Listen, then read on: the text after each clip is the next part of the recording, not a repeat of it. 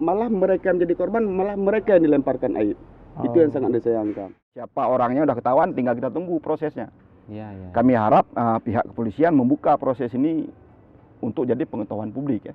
Assalamualaikum warahmatullahi wabarakatuh. Selamat datang kembali di program kolaborasi. Pada kesempatan kali ini kita sudah bersama dengan dua orang narasumber yang akan sedikit berbagi kepada kita tentang isu terkini yang sedang hangat dibicarakan supaya dapat menambah informasi, juga dapat menjadi edukasi bagi kita semua.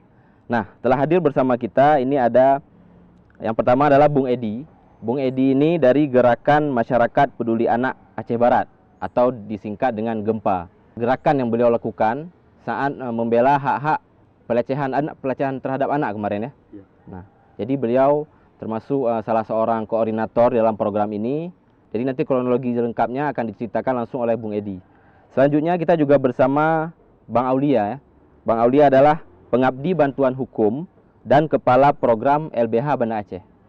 Nah, jadi Bang Aulia nanti akan bercerita lebih lanjut tentang aspek hukumnya, Bang ya. Aspek hukum yang memang dianggap penting berkaitan dengan kasus ini. Boleh. Nah, jadi kita langsung saja berarti ya. Langsung saja kita persilakan kepada Bung Edi untuk sedikit bercerita kronologi daripada kasus pelecehan seksual terhadap anak ini hingga kasusnya terus berlanjut hingga hari ini. Oke, terima kasih Bang. Ya. Kami dari GEMPA Bang, kan Gerakan Mahasiswa Peduli Anak itu pertama mendapatkan informasi daripada rekan kami juga. Setelah itu setiap mendapatkan bahasa seperti itu, kami melihat bahwasanya bahasa yang kami dengarkan itu adalah bahasa masalah kekerasan seksual terhadap anak. Yang mana dari pernyataan-pernyataan daripada ayah korban itu kami melihat bahwasanya untuk mendapatkan akses keadilan, untuk ayah si korban mendapatkan keadilan itu sangat susah, sehingga ayah korban juga pernah bercerita sama kami. Beliau sebelumnya sudah pernah melapor kepada Polsek di Aceh Barat, salah satu Polsek di Aceh Barat. Itu setelah melakukan pelaporan terhadap Polsek itu bahwasanya kami mendapatkan informasi Polsek tersebut sempat meminta anggaran karena memang anak pelaku itu sempat dibawa lari ke Aceh Timur. Sehingga oknum Polsek tersebut sempat memintakan biaya penjemputan jika memang anak tersebut mau dipulangkan. Karena ya korban udah tahu posisi anaknya di Aceh Timur gitu. Berarti ini anaknya di Aceh Barat berarti ya? Anak di Aceh Barat. Umurnya berapa nih? Umurnya tuh sekitar 14 tahun Bang. Oh, Masih kelas 1 Amsen Bang kan. ya, dia bersama dengan si pelaku ini umurnya? Umurnya sekitaran antara 22 sampai 25 Bang. Oh, berarti dari Aceh Barat dibawa lari ke Aceh Timur. Aceh Timur. Selanjutnya orang tua ini melaporkan ke Polsek dulu ya, terlebih dahulu ya. Melaporkan ke Polsek, tapi sampai ke Polsek artinya untuk mengakses keadilan itu harus berdasarkan uang 2 juta lah menurut kita lihat kondisinya Bang kan. Iya. Sehingga ya korban juga udah pergi ke Polres Aceh Barat di saat itu, dan kasus itu udah berjalan begitu lama sampai-sampai ya korban sempat jenuh bagaimana cara untuk mengakses keadilan terhadap anaknya tadi. Iya. Sehingga ada beberapa iming-iming yang didengarkan oleh ayah korban bahwasanya kalau bisa damai saja kasus antara anaknya yang telah menjadi tindakan kekerasan seksual. Disarankan damai saja, sehingga ayah korban sempat frustasi, sempat juga mengatakan andai kata damai, berbicara damai, saya kurang sepakat karena itu berbicara masalah anak saya gitu Bang. Sehingga setelah kami mendapatkan informasi itu bersama dengan rekan-rekan, juga kami mencoba untuk pergi ke Polres mempertanyakan sejauh mana sih kasus pelecehan seksual ini terhadap si korban itu udah berjalan. Karena memang sempat juga di unit perlindungan anak itu di Polres juga sempat menekankan di saat kami mempertanyakan jelasannya bahwasanya merasa mereka diejakan oleh kawan-kawan mahasiswa pada masa itu, dan sehingga mengatakan urusan kepolisian jangan kamu yang coba untuk atur, saya lebih paham masalah kepolisian apalagi dalam menangkap korban. Dan sempat kami juga mempertanyakan jika memang pihak polisi terlalu susah untuk mendapatkan si pelaku, berikan aja gambar si pelaku kepada kami biar kami dengan kawan-kawan untuk membantu cari. Sehingga beliau mengatakan itu belum tepat untuk dilakukan DPO terhadap si pelaku.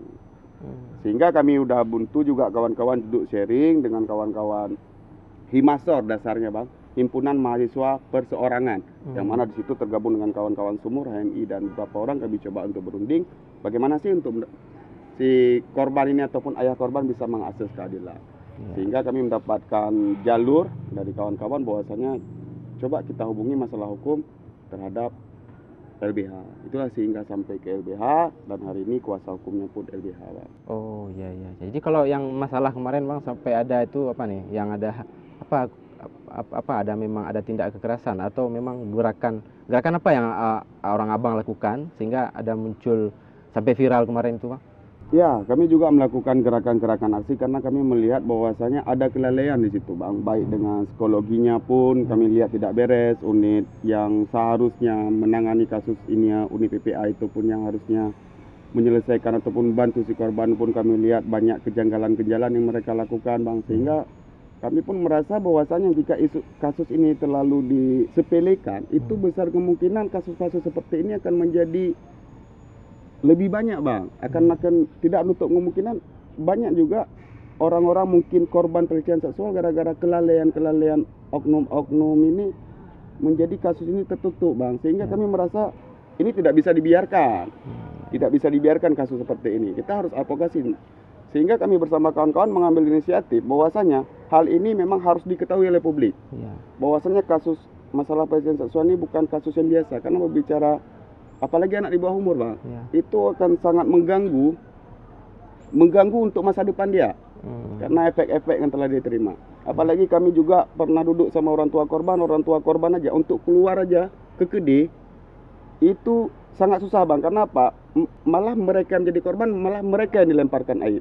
Itu yang sangat disayangkan. Sehingga kami bersama kawan-kawan melakukan aksi yang mana kasus ini adalah bukan kasus biasa, ini adalah kasus luar biasa yang harus dituntaskan di Aceh. Itu mungkin itulah sehingga kami masuk ke LBH Bang. Itu yang di yang di waktu aksi itu kan ada apa ya, ada kerugian juga dari pihak Abang ya?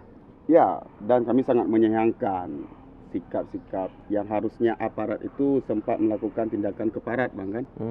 Dengan dasar juga ada kawan-kawan kami yang tumbang, dipukuli Bang kan di saat kami lakukan aksi di kantor DP 3 AKB Bang. Yang mana kantor tempat yang harus tempat masalah tentang anak Bang kan. Dan di situ pun sempat kami sangat sayangkan sikap yang dilakukan oleh Satpol PP tersebut, bahwasanya padahal kan Satpol PP kan Satuan Polisi Pramung Praja, tapi kami merasa Satuan Polisi Preman Pasar Bang. Karena memang tindakan-tindakan mereka itu yang harusnya melindungi, mengayomi, padahal kan jelas yang kami bawa itu adalah kasus masalah ini, masalah pelecehan seksual terhadap anak. Dan kami juga sudah menyurati kepolisian, itu juga kelalaian daripada pihak kepolisian untuk mengamankan kawan-kawan peserta aksi Gertak lah. Itu dilakukan oleh kawan-kawan Gertak. Gerakan perempuan tolak kekerasan seksual terhadap anak. Berarti ini dominan perempuan di dalam. Iya Bang. Karena tuh kaum-kaum setelah gempa lakukan aksi sebelumnya di Aceh Barat, di Polres Aceh Barat ya kan. Dan kawan-kawan Gertak pun lahir Bang, sehingga mereka merasa bahwasanya kasus perempuan juga mereka memiliki tanggung jawab untuk menyelesaikan kasus ini. Sehingga kawan-kawan perempuan juga setelah kami lakukan aksi, mereka juga lakukan aksi Bang. Ini sudah dari bulan berapa berarti kalau kasus ini, dari Agustus ya? Kami dapat informasi bahwasanya dari ayah korban memang dari mulai bulan Agustus Bang, akhir-akhir bulan Agustus sekitar tanggal 26 lah kami dapat informasi penculikan ataupun tanggal berapa lah gitu Bang kan. Artinya akhir bulan Agustus gitu. Hingga sekarang November berarti ya? Ya, sekarang November Bang. Lebih 2 bulan berarti ya? Berarti sekarang sudah sampai ke tahap pelaporan ke Banda Aceh berarti, ke Polda? Iya, ke Polda Banda Aceh, karena kami pun dalam pihak hukum pun kami memang kurang paham Bang, sehingga kami perlu pendampingan hukum terhadap ayah si korban gitu Bang. Berarti ini sekarang langsung ke Bang Aulia aja berarti ya? Karena Bang Aulia kan yang lebih paham tentang hukumnya berarti ya. Ini setelah ini berarti tim LBH yang akan menjadi kuasa hukum berarti terhadap korban berarti Bang ya? Bisa Bang jelaskan nggak Bang sedikit, maksudnya bagaimana dari kacamata hukum terkait dengan kasus ini, lalu dari apakah memang dimulai dari pelaporan, hingga nanti jalur hukum ataupun undang-undang apa yang akan digunakan sebagai penyelesaian terhadap kasus ini.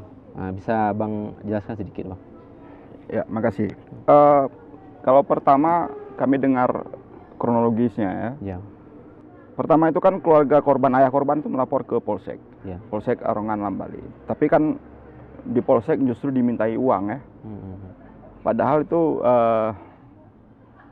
hampir di semua kantor polisi itu tertulis itu seperti zona integritas, anti suap, dan kami siap melayani Anda, kira-kira begitu ya.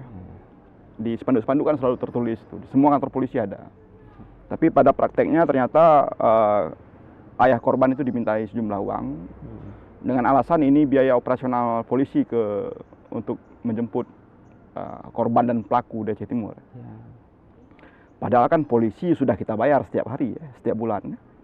Jadi untuk apa lagi ada uang tambahan kan gitu, melalui pajak-pajak dan lain sebagainya. Semua orang kan membayar itu. Kan mereka dibiayai oleh negara. Negara kan uangnya dari kita gitu. Betul. Jadi harusnya nggak perlu ada insentif lebih untuk itu. Apalagi minta uang ke korban ya. Itu tentu sepertinya pelanggaran etik yang cukup berat tuh. Nah, berangkat dari situ sebetulnya ini udah banyak bercampur-campur kasusnya. Jadi dari Polsek dimintai uang, ayah korban kemudian melapor ke Polres Aceh Barat, kemudian didiamkan lama ya. Jadi prosesnya mengendap, tidak berjalan, sehingga tidak ada kepastian hukum baik bagi korban ataupun bagi pelaku. Nah, sementara korban tetap menjadi korban, pelaku bebas warawiri ya di sekitar itulah. Karena kan rumah pelaku dengan korban itu tidak terlalu jauh ya, masih tetanggaan kampung lah ya. Karena memang udah kelamaan di situ prosesnya tidak jelas, maka kita ambil inisiatif untuk melaporkan ini ke Polda. Dua hal yang kita laporkan. Yang pertama laporan tentang kasus kekerasan seksual ini. Yang kedua yang kita laporkan adalah perilaku aparat kepolisian di tingkat Polsek yang mintain uang dengan polisi-polisi yang ada di Polres yang dari cerita itu memang tidak punya rasa empati ya terhadap korban, membentak segala macam. Jadi memang menyudutkan korban.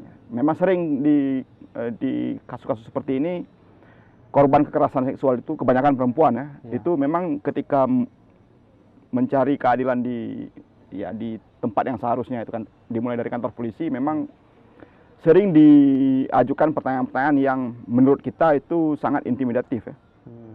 Menyudutkan, apalagi ini korbannya anak 14 tahun umurnya. Tentu tidak bisa diperlakukan sama seperti orang dewasa. Dan untuk kasus-kasus yang lain, orang dewasa dengan kasus kekerasan seksual saja secara psikologis sangat sulit, karena traumanya pasti berat. Jadi di Polda Aceh kita laporkan dua kasus. Yang pertama kasus kekerasan seksualnya, yang kedua kelakuan polisinya. Dan kemudian kan menyambung dengan gerakan kawan-kawan kami, angkat salut dengan kawan-kawan di Aceh Barat menyambung dengan aksi kawan-kawan di Aceh Barat, terjadilah chaos ya dalam demonstrasi itu. Nambah lagi kasusnya, pemukulan demonstran oleh Satpol PP. Ya walaupun kita tahu satu orang udah dilepas bajunya ya, tapi kan pelakunya bukan cuma satu orang. Dalam video itu sekitar ada empat orang lagi lah yang bahkan menurut kami belum diproses ya. Nah, tapi setidaknya sudah ada kemajuan walaupun kepala Satpol PP Aceh Barat itu awalnya ya dia bilang ini udah sesuai SOP ya. Kayak mana sesuai SOP, pukul orang itu kan nggak pernah ada dalam SOP. Jadi sepertinya tuh kepala Satpol PP harus dicopot juga tuh. Betul. Karena dia nggak ngerti SOP yang mana yang bukan SOP. Kalau memukul orang itu bagian dari SOP, kayaknya ada yang keliru dengan cara berpikirnya. Menurut kami dia juga harus dicopot bajunya. Itu yang pertama. Yang kedua itu soal polisi ya. Polisi yang memintai uang. Karena kita sudah proses, kita sudah lapor ke Propam Polda. Ya. Kemudian ditindaklanjuti juga oleh Polres Aceh Barat. Kita sempat rekan saya itu bersama dengan ayah korban itu sempat datangi itu Polsek ya. Kita diminta untuk tunjukkan yang mana orang yang minta uang, karena kan keluarga korban kan nggak kenal nama. nggak tahu nama, dia nggak kenal dia dengan polisi itu kan. Tunjukin udah ketahuan nih. Siapa orangnya udah ketahuan, tinggal kita tunggu prosesnya. Ya, ya. Kami harap pihak kepolisian membuka proses ini untuk jadi pengetahuan publik ya. Benar. Apakah kita perlu tahu apakah memang orang ini diproses secara hukum atau secara etik di internal kepolisian, kami perlu tahu itu. Jadi supaya kami tidak beranggapan bahwa laporan yang kami lakukan itu sia-sia. Sekarang kan di Indonesia lagi rame itu percuma lapor polisi ya. Ya kita lapor aja tapi itu, nggak diproses kan Ya, gitu. ya, Jadi untuk menjawab keraguan-raguan itu sebaiknya pihak kepolisian membuka prosesnya. Ya, Walaupun pada saat sidang etik memang tertutup ya. tapi hasil dari sidang etik itu harusnya dibuka dan kita harus tahu hasilnya seperti apa. Benar. Itu yang kedua. Yang ketiga itu soal kasus kekerasan seksual, ini kasus utamanya. Nah, kasus utamanya hari ini masih ada pemeriksaan di Polda Aceh, tapi kita mau soroti sebetulnya penerapan hukumnya. Apakah kasus kekerasan seksual terhadap yang untuk khusus ini itu menggunakan Undang-Undang Perlindungan Anak atau pakai kanun jinayat? Nah, menurut kami sebaiknya pakai Undang-Undang Perlindungan Anak. Kenapa? Karena yang pertama, undang-undang itu lebih komprehensif, dia lebih komplit, ada perluasan definisi di situ. Ya. Kalau kanun jinayat itu hanya kalau kita dipaksa itu baru kena. Kalau di Undang-Undang Perlindungan Anak itu siapapun itu dilarang mensetubuhi anak tanpa harus dipaksa. Jadi walaupun dengan bujuk rayu, tipu muslihat itu sudah bisa dihukum sebetulnya. Dan ini juga peristiwanya mulai dari Aceh Barat, kemudian kami mendengar kronologi cerita dari korban itu, dia pada saat diculik itu ada proses ancaman kekerasannya. Kemudian diculik hingga dibawa ke Aceh Timur. Di Aceh Timur disekap di rumah keluarga pelaku. Kemudian disetubuhi mencapai 5 kali.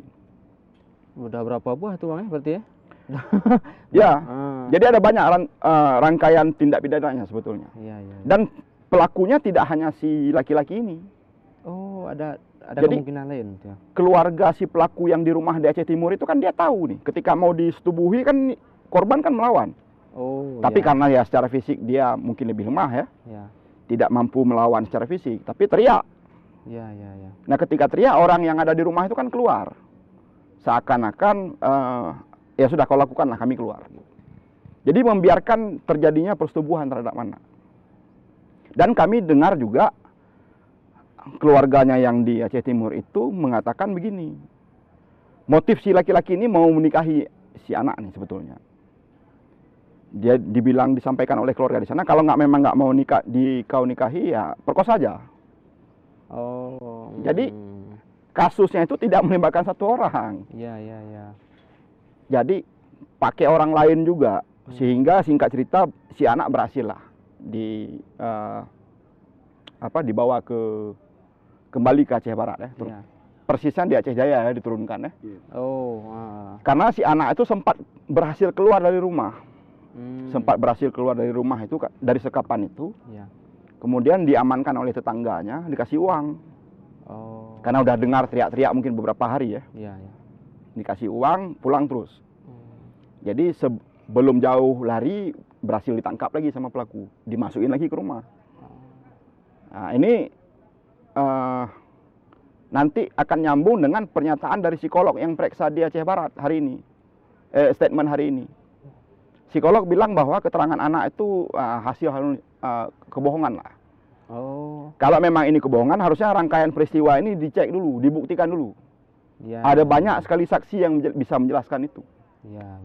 Bisa cek Aceh Timur, tanyain tetangga kiri kanan kan, apakah betul ini ada proses penyekapan, apakah betul ini ada proses mungkin kalau persetubuhan nggak dilihat ya, karena itu kan pasti di tempat tertutup ya. Pasti teriak-teriakan, perlawanan kan pasti ada itu. Jadi cek dulu sebelum bilang orang bohong, cek dulu buktinya. Jangan hanya ketika orang bicara satu head to head seperti ini kemudian kita bilang orang bohong gitu. Jadi itu nggak fair juga. Atas dasar ilmu psikologi nggak boleh juga kayak seperti itu. Namanya anak-anak nih, 14 tahun umurnya. kalau pakai undang-undang perlindungan anak, semua rangkaian peristiwa ini bisa dijerat semua.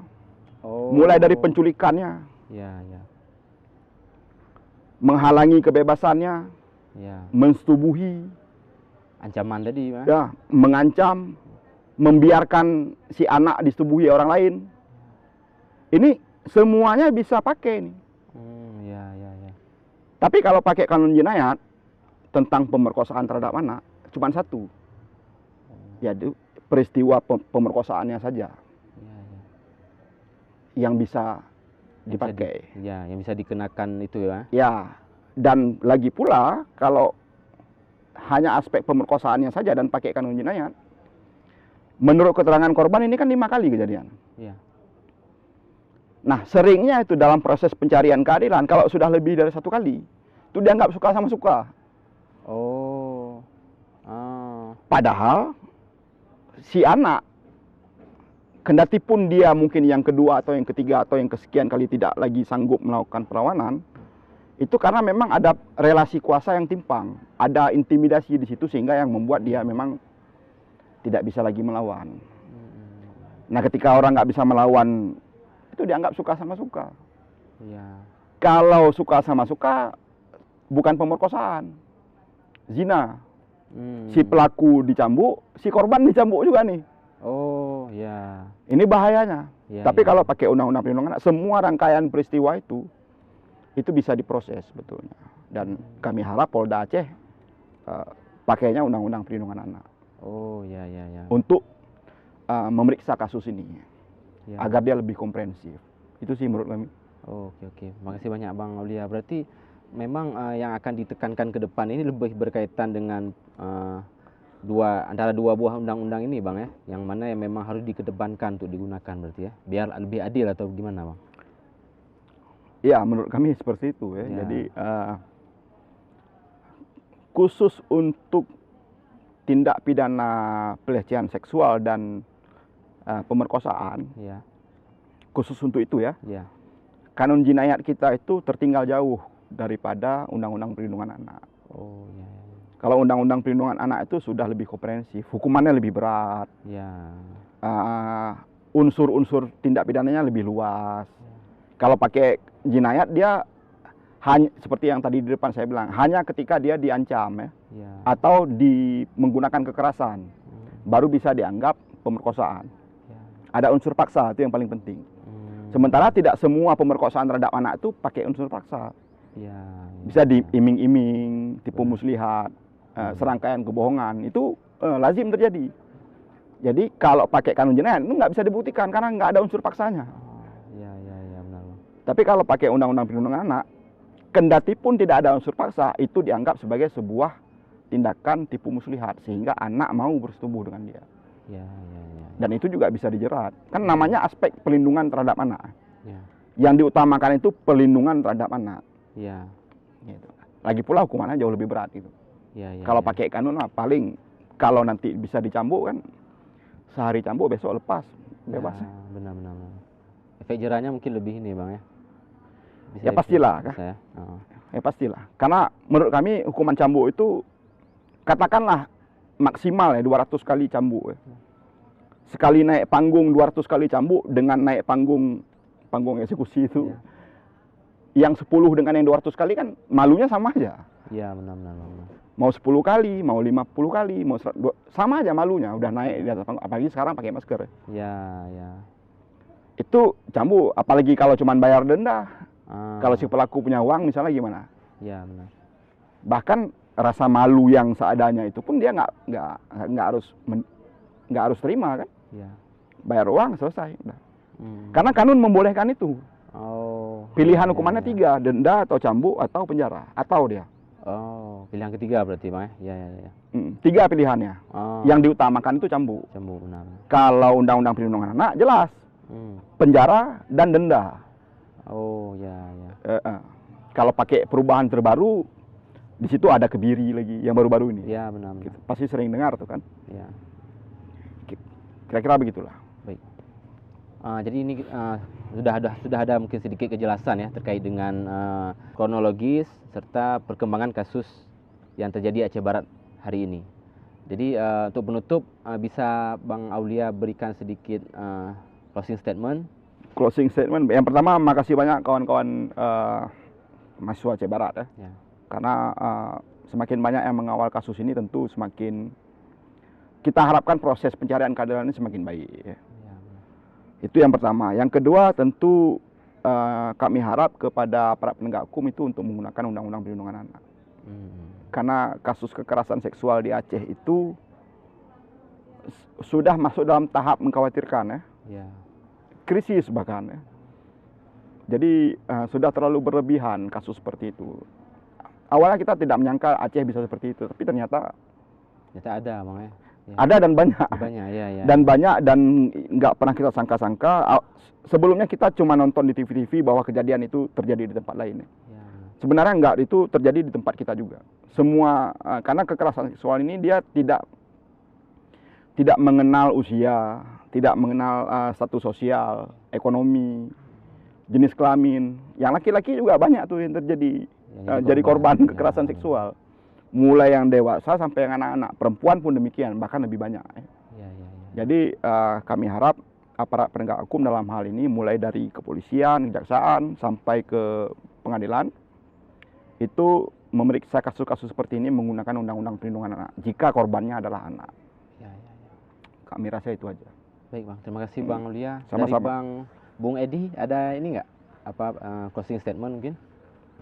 Yang artinya bahwasanya saya berpesan kepada kawan-kawan semua ya, artinya jika berbicara masalah pelecehan seksual itu adalah bukan masalah si korban, itu adalah masalah kita bersama. Karena jika kita kaum muda membiarkan hal seperti itu ataupun kita menganggap itu adalah sebuah hal aib untuk si korban, saya rasa akan banyak nantinya ke depan para kaum wanita akan mentalnya akan jatuh, ataupun generasi penerus bangsa kita pun akan rusak nantinya ke depan. Itu adalah salah satu dampak yang saya pikirkan, bahwasanya artinya buat kawan-kawan semua ataupun kawan-kawan yang dari Aceh Barat, terus semangat, dan kawan-kawan di seluruh Aceh, jika kalian menemukan kasus-kasus seperti ini, bahwasanya LBH siap untuk membantu, ya Bang kan?